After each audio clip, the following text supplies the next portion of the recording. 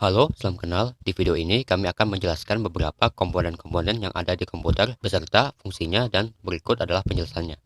1. Prosesor. Prosesor adalah sirkuit inti yang menjalankan seluruh operasi perangkat. Bisa dibilang, prosesor adalah otak komputer untuk setiap perangkat.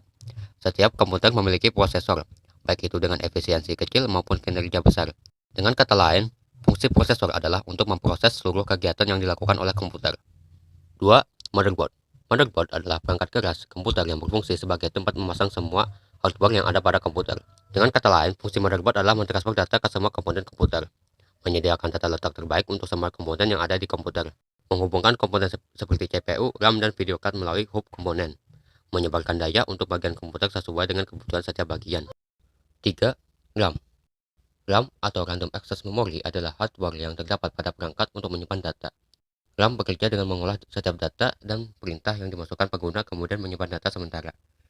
Dengan kata lain, fungsi utamanya yaitu untuk menyimpan data sementara. 4. Power Supply.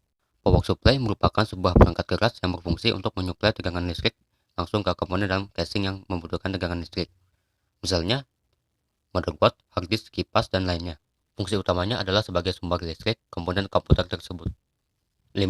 VGA card. VGA card adalah sebuah perangkat keras yang melakukan rendering atau pemrosesan output berupa visual yang ditampilkan pada layar monitor. Fungsi utamanya adalah memproduksi dan menampilkan gambar pada display monitor. 6. DVD ROM. DVD ROM adalah perangkat keras yang berfungsi untuk memutar DVD atau membaca disk. 7. Heatsink.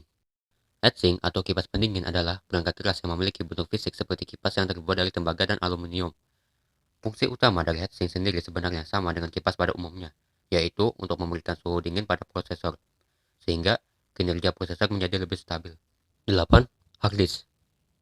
Hard disk adalah salah satu perangkat keras komputer yang juga digunakan sebagai media penyimpanan.